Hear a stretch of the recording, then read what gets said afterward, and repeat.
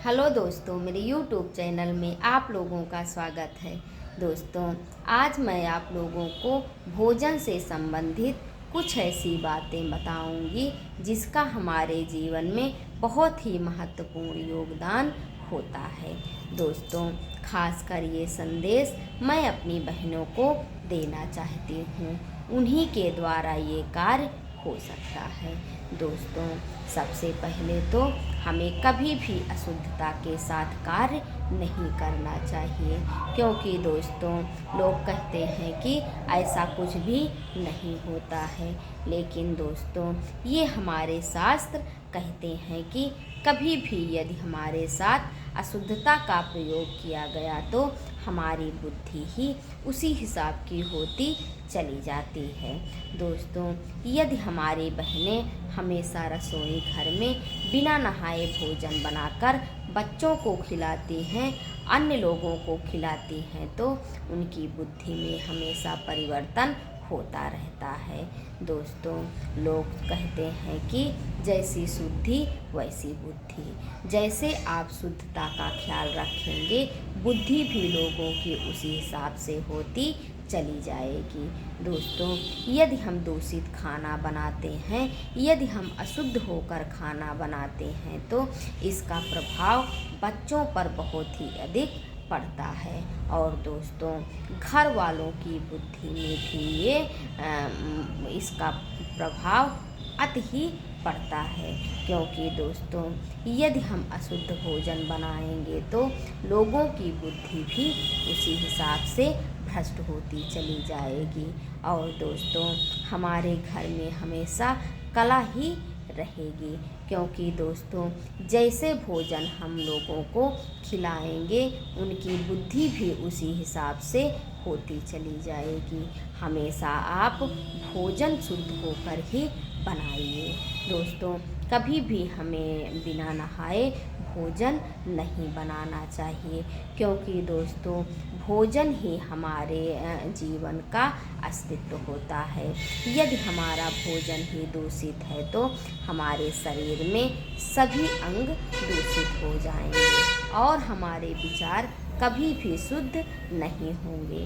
दोस्तों, हम देखते हैं कि हमारी बहनें सुबह जल्दी जल्दी बिना नहाए बच्चों की टिफ़िन तैयार कर देती हैं। दोस्तों, यदि आप ऐसा करती हैं तो जब भी उस भोजन को बच्चे खाएंगे, उनके विचार में हमेशा परिवर्तन होगा। दोस्तों, उनका विचार कभी भी बहुत अच्छा नहीं होगा।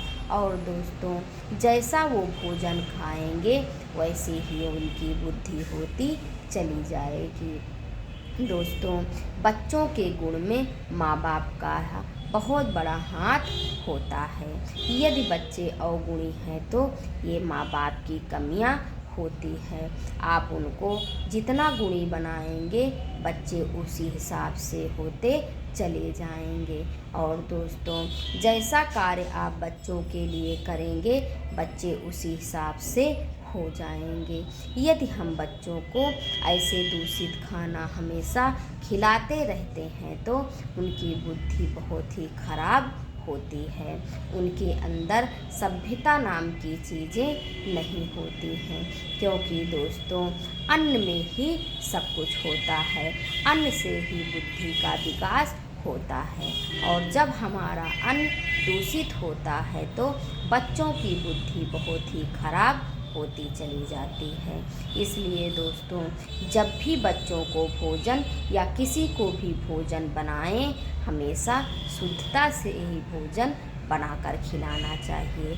कभी भी किसी को अशुद्ध भोजन नहीं बनाना चाहिए और ना ही खिलाना चाहिए। जो ऐसे भोजन खाते हैं, तब हमेशा हमारे परिवार में कला ही बनी रहती है, क्योंकि दोस्तों ऐसा भोजन खिलाकर उनकी बुद्धि में हमेशा परिवर्तन होता रहता है। इसलिए दोस्तों हमें हमेशा रसोई घर में नहाकर ही, प्रभु को भोग लगाकर ही तब भोजन को परोसना चाहिए। और बच्चों की टिफ़िन में तो कभी भी अशुद्धता का भोजन नहीं रखना चाहिए।